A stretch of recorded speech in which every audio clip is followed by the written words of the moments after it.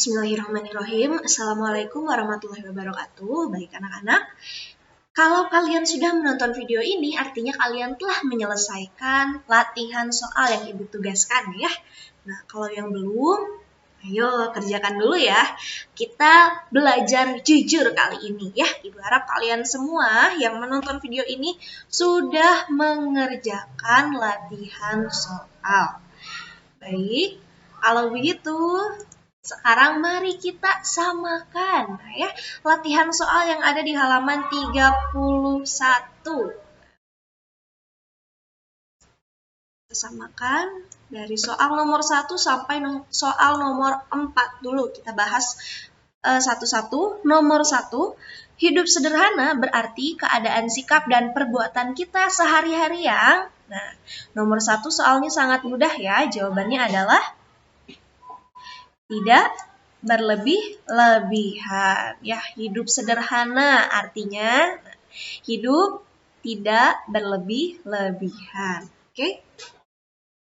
Kemudian nomor 2, Eko memamerkan HP miliknya yang baru dan mewah.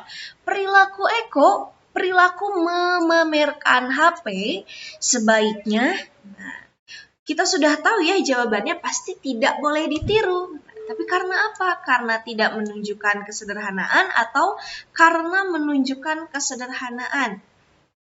Nah, kalau memamerkan HP itu menunjukkan apa anak-anak? Jawabannya adalah C. Oke.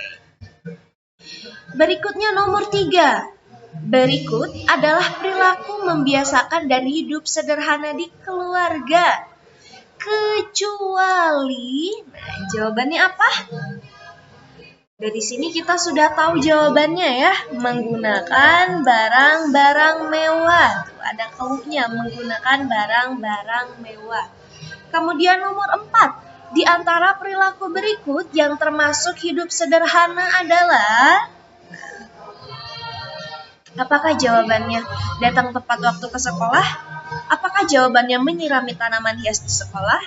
Atau jawabannya memakai pakaian yang serba mahal? Atau memakai pakaian seragam sesuai dengan ketentuan sekolah? Jawabannya adalah D. Baik, kita lihat soal yang selanjutnya.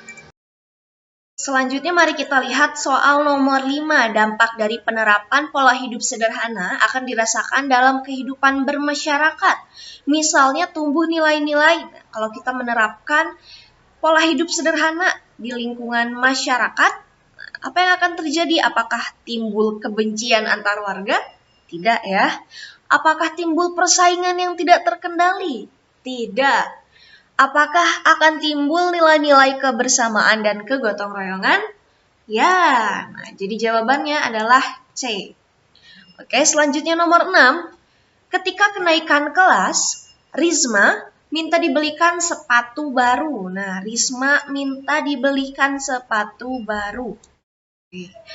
Sikap Risma tersebut tidak termasuk pola hidup berlebihan jika.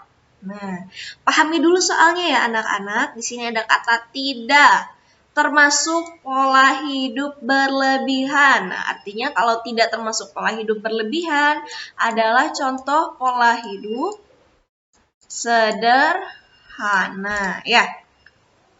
Manakah pernyataan ini yang termasuk pola hidup sederhana? Apakah jika sepatu lamanya masih bagus, kemudian Risma minta dibelikan sepatu baru, itu mah pola hidup berlebihan ya. Artinya bukan. Nah, jawabannya bukan option A. Kemudian kita lihat option B. Sepatu yang masih bagus hanya 2 pasang. Risma minta dibelikan sepatu yang baru, tapi sepatu yang lamanya masih bagus dan ada 2 pasang. Nah, bukan. Ini mah pola hidup berlebihan juga. Kalau yang C, Risma minta dibelikan sepatu baru karena sepatunya sudah rusak. Nah, kalau ini menunjukkan pola hidup sederhana ya. Artinya jawabannya yang C, tidak termasuk pola hidup berlebihan, tapi termasuk pola hidup sederhana. Nah, jadi nomor 6 jawabannya adalah C. Oke, mari kita lihat soal nomor selanjutnya. Ibu hapus dulu ya.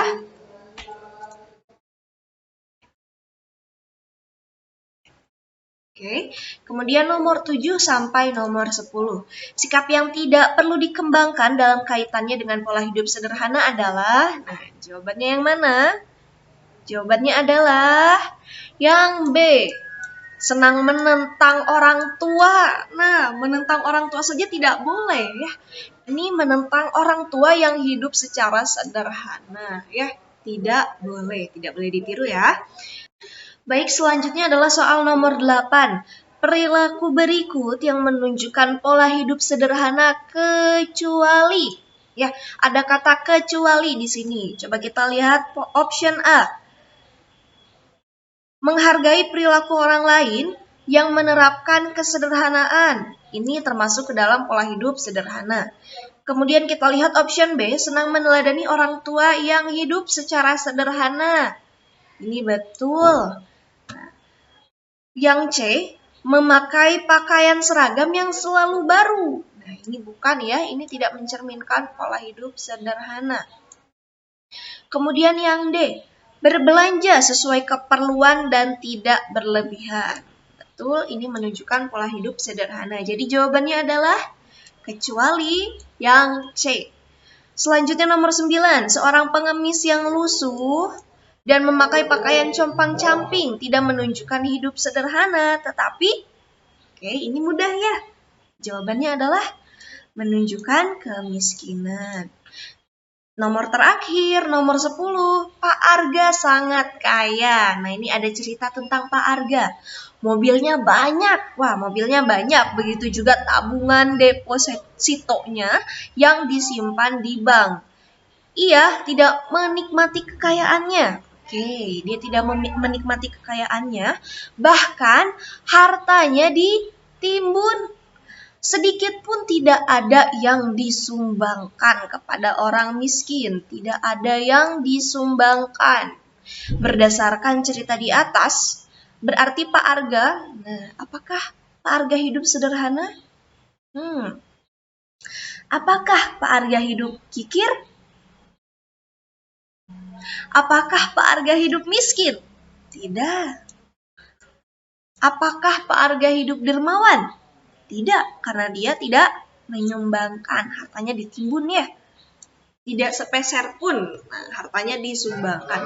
Artinya ada jawaban yang kemungkinan ya menjadi jawaban yang benar adalah option A dan option B.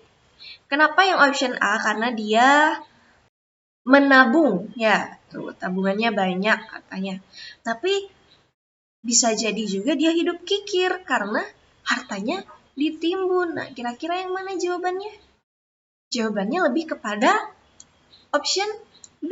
Nah, jawaban yang lebih tepat adalah option B atau kikir.